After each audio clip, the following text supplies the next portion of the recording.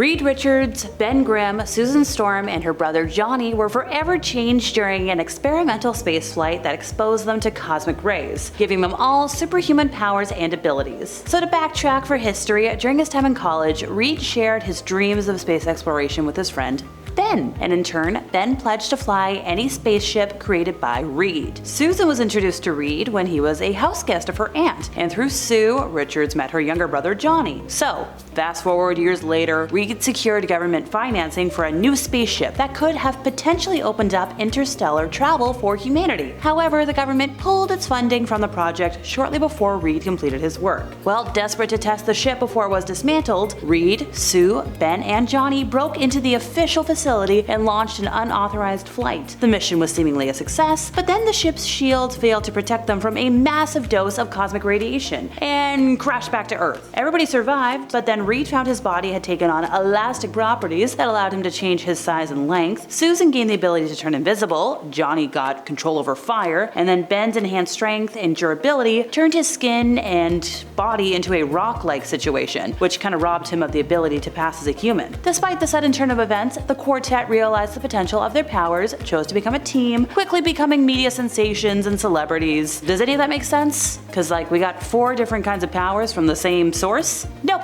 absolutely not. Do we still love them? Somehow. Cloud is without a doubt the proud owner of the strangest origin story the comic industry has ever created. Okay, well maybe the strangest Marvel story. This is in no small part because the name Cloud is quite literal, as Cloud started out as a space cloud, or a nebula, given human form and sent to Earth by Cubic, a cosmic cube. The only not completely surreal part of Cloud's origin story is that her presence on Earth immediately caused a car crash. Significantly weirder is that in trying to heal those killed in the car crash, Cloud would instead take on one of their forms and gain amnesia, a fact that those who bore witness to her debut undoubtedly envy. She would later be brainwashed into believing she was human and given false memories of having human parents who died, as well as making her believe that a Russian secret agent was her sister. Although Cloud would eventually discover her true nature, and likely one of the wildest identity plot twists of all time, it's difficult to decide whether her fake or real identity is weirder, because both are kind of surreal in their own right. The Red Bee's origin story is so ridiculous that it's kind of hard to believe that he was ever taken seriously as a superhero. Richard Raley's reliance on a trained bee named Michael, whom he kept in a compartment in his belt buckle, is not exactly a recipe for success when it comes to crime fighting. It's hard to imagine how a bee could be useful in combat, even if trained. But despite the absurdity of his origin story, the Red Bee made a few appearances on the page of comic books, proving that even the dumbest of ideas can find a following. However, I think it's safe to say that the Red Bee's place in superhero history is more of a curiosity than a classic. Chuck Tane, also known as Bouncing Boy, has one of comic book history's most ridiculous origins. So after drinking a super serum, he could inflate and bounce like a bouncy ball. And while this ability might seem amusing and visually entertaining, it's kinda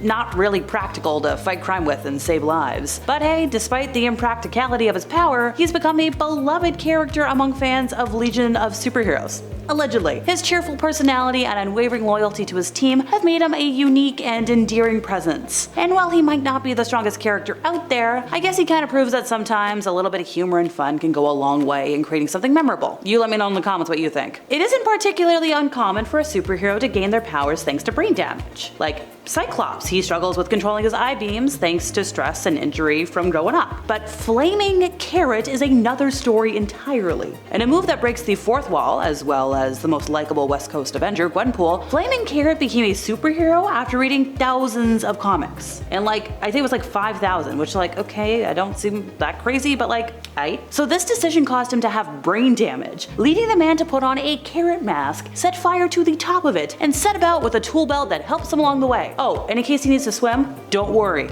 he's always wearing flippers. He's also got this ability to enter a state of Zen stupidity, allowing him to face dangers without hesitation or worry. It's absurd. I think it is kind of funny, and it kind of tackles some of the strange conventions of the hero genre, but why? Squirrel Girl's origin story is definitely up there with the more unusual ones. Her birth with a squirrel tail and the power to communicate with squirrels might seem strange, but it's become essential to her character's appeal. Her quirky personality and unique abilities have made her a fan favorite. Despite her seemingly silly origins, she's proven to be a noteworthy hero, defeating some of Marvel's most powerful villains. We're talking Dr. Doom and Thanos. Her triumphs have demonstrated that sometimes it's not the powers that make the superhero, but their ingenuity and determination. So sure, while her origins might be be unconventional, her success as a hero is kind of a testament to the fact that anything's possible in the comic book world. And in the real world too. Armless Tiger Man's origin story is both absurd and offensive. Gustav Hertz was a circus performer who, lost his arms in a tiger attack, and then get this folks, he gained the ability to grow tiger arms from his shoulders. And the backstory kind of relies on the ableist notion that people with disabilities can only be heroic if they possess extraordinary abilities. And this offensive trope kind of reduces folks with disabilities to one-dimensional characters, who are only seen as inspiring because of their physical differences. Also, the idea of growing tiger arms from one's shoulders is both illogical and ridiculous. It's kind of hard to imagine how such an ability could be useful in any meaningful way, and it really only makes them this poorly thought out stereotype. The bizarre nature of Amy Winston, superhero alias Amethyst, kind of rests on one question. If you were a magical princess, when would you want your parents to tell you? Well, Amethyst only finds out the answer to this question when her mom takes her through a magical portal on her 17th birthday, at which point you'd think she'd have found a spare minute to tell her own daughter what was about to happen. The first edition of Amethyst's origin is really strange. It's very weird, starting with a normal family celebrating their offspring's birthday, and ending with a terrifying orc kidnapping her via an interdimensional portal, all within the span of roughly 3 pages, making it pretty wild. More importantly, while in the newer Prime Earth version, Amethyst is 17 years old, the older edition has her as a 13-year-old who takes on the appearance of a grown woman when in her superhero form, which raises some more questions. Are we being creepy, or are we Shazam knockoffs? After being hit by a cable car, Nightman was struck by the jump effect, which is a power granted by a moon-based alien species and given extraordinary abilities. So now he's got that night vision, he's got an ability to sense malevolent thoughts, so he's out to take on the world's wrongs. But there's something to be said for a character with a backstory so confusing. The moon-based alien species that gave him his powers, they're never fully explored. It'd be like, I don't know, if Superman failed to question his grandparents about Krypton. We're missing a key element, folks. Even though Nightman is from one of Marvel's strangest alternate universes, his odd history could be fun if you accept that you're never gonna get the answers that you kind of need. Color Kid's origin story isn't super duper impressive. Ulu Vac gained the ability to change the color of any object, but